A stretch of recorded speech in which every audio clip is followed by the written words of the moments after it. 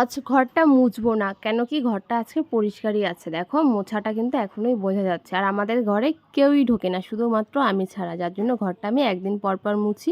আর ঝাড় না দিলেও চলে যায়, কিন্তু বাসি ঘর তো ঝাড় দিতে হয়, তাই একটু উপরে উপরে পরিষ্কার করে ঝাড় দিয়ে নিলাম। গুড মর্নিং তোমাদের সবাইকে, কেমন আছো তোমরা? আশা করছি সবাই অনেক ভালো আছো, আর আমিও অনেক ভালো আছি। আর এই যে দেখতে পাচ্ছ, এটাকে আমরা কি বলি বলো তো? এটাকে আমরা দড়ি বলে থাকি। এটা একটা খাবার, খুব টেস্ট লাগে। মানে যেই খাবারগুলো আমার ভালো লাগে আমি তো সেইগুলোই খাবো, যার জন্য সবসময় বলি ভালো লাগে ভালো লাগে। এটা একটা পাড়ার দোকান থেকে কিনে এনেছি। তো আজকে খুব চা খেতে ইচ্ছে করছিল ঘুম থেকে উঠেই, তো একটুখানি আদা দিয়ে চাটা বানিয়ে নিলাম।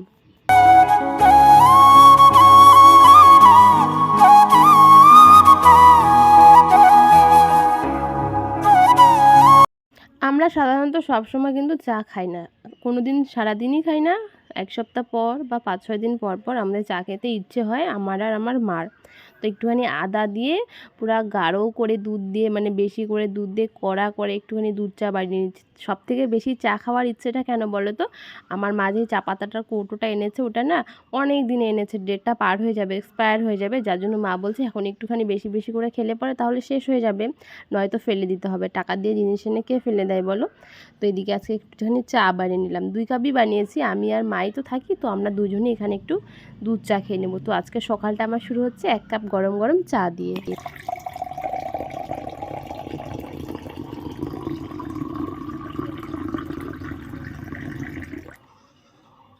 তো এটা কালকে আমি দোকান থেকে কিনে এনেছি, আর কৌটোর মধ্যে আজকে ভরে রাখলাম। তো এখন মাঝে সাঝে এটা খেতে ইচ্ছে করবে, একটু করে নিয়ে খেয়ে নেবো। আর এটা কিন্তু খুবই ভালো লাগে খেতে।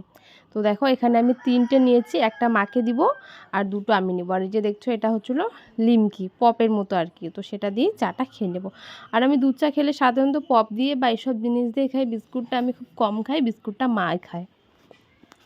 তো এদিকে দেখো চা নিয়ে নিয়েছি, গরম গরম ধোয়া ওঠা 1 কাপ দুধ। চা তো গরম গরমই হয়, তাই না? তো এদিকে চা নিয়েছি, আর ওই যে দড়িগুলো নিয়েছি, এগুলো দিয়ে আজকে আমি খাবো। আর আজকে চা খাচ্ছি তার একটা কারণ, আজকে আমি রান্না করব, আর আমি রান্না করলে তো অনেকটা পরিমাণে লেট হয়ে যাবে, যার জন্য একটুখানি পেটটাকে ভরানোর জন্য এই যে একটুখানি চা খেয়ে নিলাম। চা খেয়ে বাসি কাজ কমপ্লিট করে, ওই যে বললাম আজকে আমি রান্না করব, তো এখানে বসে পড়েছি ঝিঙে আর আলু কাটতে। আজকে রান্নাটা ঝিঙে দিয়ে হবে, মানে বাজারে নতুন এসেছে সবজি ঝিঙে আর আলু। তো ঝিঙে আর আলুটা দিয়ে একটা নিরামিষ তরকারি রান্না করবো। আর আজ বৃহস্পতিবার, মা মোচা কোচা করছে বাইরে, উঠোন টুঠোন মুছছে, তো ভাবলাম আজকে রান্নাটা আমি করে নিই। তো এদিকে দেখো আমি আলুটা কেটে নিচ্ছি। আর আমার না আলু কাটতে খুব একটা ভালো লাগে না, কিন্তু খেতে ভালো লাগে, কারণ ওই যে চকলাটা ছাড়াতে হয় খোসাটা, সেটা আমি খুব মোটা মোটা করে ছাড়াই, যার জন্য মা আমাকে বকে। তো চলো এদিকে আমি খোসা ছাড়িয়ে নিচ্ছি আর সুন্দর করে আলুগুলো কেটে নিচ্ছি। আর আজকে যেহেতু ঝিঙে দিয়ে আলু রান্না করব, তো আজকে তার সঙ্গে সঙ্গে ওখানে 2টো টমেটো দিয়ে দিয়েছি। আর টমেটো দিয়ে ঝিঙে আলুর তরকারি কিন্তু দারুণ লাগে। মানে তরকারিটা শুধু নিরামিষই হবে, সেরকম কিছু দিয়ে করব না, সিম্পল রান্না করব। তো এদিকে দেখো আমি সবজিটা সুন্দর করে ধুয়ে এনেছি, আর এদিকে হালকা একটু জিরে ফোড়ন দিয়ে সবজিটা দিয়ে দেবো।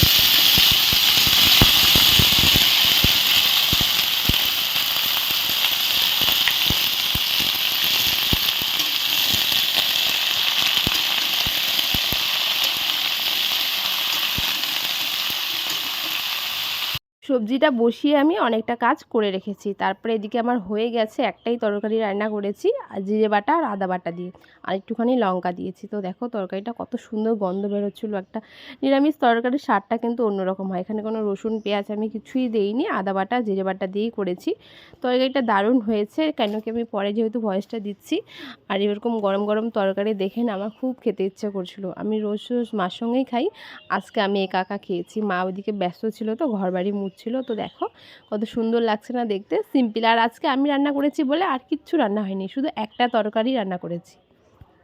আর আমাদের বাড়িতে না ওরকম কেউ নেই যে বলবে একটা তরকারি দিয়ে খাবো না, বা আরও তরকারি লাগবে, ভালো হয়নি, যেটা হয়েছে সেটা দিয়ে আমরা দুজন মিলে খেয়ে নেব।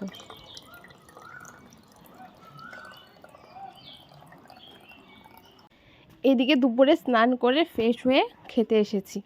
আর আজকে আমি দুপুরবেলা একাই খাচ্ছি, কেন কি ওই যে তরকারিটা রান্না করেছি ঝিঙে আর আলু, তো এই তরকারিটা আমার দেখে কেন জানি না খুব খেতে ইচ্ছে করছে, তো ভাবলাম আজকে একা একা খেয়ে নিই। মা একটু পরে খাবে, স্নান করছিল, আর মা তো মার কাজেই সারাদিন ব্যস্ত থাকে। তো এদিকে দেখো আমি শশাটা কাটছি, মা গরমের দিন পড়েছে, মা বললো একটুখানি শশাটা কাটতে, তো মা শশা খাবে আমিও খাবো। গরমের দিনে শশাটা খেলে কিন্তু পেটটা ঠান্ডা থাকে, ভালো আর কি, শশা খাওয়া খুবই ভালো।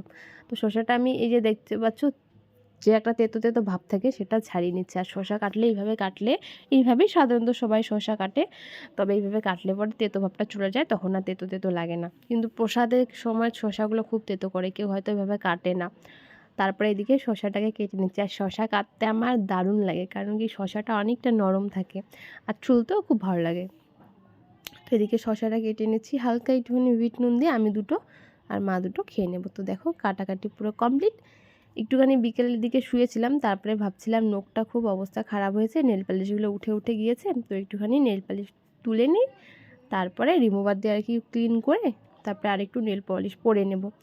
তো চলো এটাকে একটুখানি পরিষ্কার করে নিই। আর আমি জানো এই একটা দিয়েই আমি 5টা আঙুল তুলে নেব, একটা দিয়ে করে করে একদম পুরো আঙুলটা পরিষ্কার করে নেব। আমি কিন্তু বেশি বেশি এগুলো একদমই নষ্ট করি না। তো দেখো এই যে সবার ফার্স্ট বুড়ো আঙুল থেকে শুরু করছি, এটাই তুলে নিচ্ছি। আর আজকে দুপুরে খাওয়াটা না আমার সত্যি দারুণ লেগেছে। এক তরকারি ভাত ছিল, আমি রান্না করতে চেয়েছিলাম একটুখানি পাঁপড় ভাজতে চেয়েছিলাম, যে আলু চিপসের যে পাঁপড়টা হয় সেটা বাড়িতেই বানানো ছিল, তো আর ইচ্ছে করলো না কেন জানি না, একটা তরকারি দেখে আমার আর মন চাচ্ছিল না, মনে হচ্ছে এটা দিয়ে খেয়ে নিই। কিন্তু সত্যি কথা বলতে দুপুরের খাওয়াটা আমার দারুণ হয়েছে।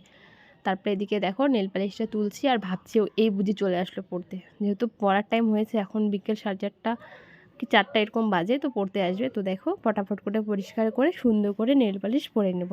দেখো পুরো আঙুলের থেকে পরিষ্কার করে তুলে নিয়েছি আর কি নেল পলিশগুলো, এবার সুন্দর করে পরে নেবো। আর আমার না বড় বড় নখে নেল পলিশ নিজের নখেও পরতে ভালো লাগে, আর মানুষের নখেও পরাতে খুব ভালো লাগে, যাদের নখ বড় বড় সুন্দর দেখতে তাদেরকেও খুব ভালো লাগে। আর আমার এটাই কাজ, একটুখানি ফাঁকা পেলে তুলবো আবার লাগাবো, তুলবো আর লাগাবো।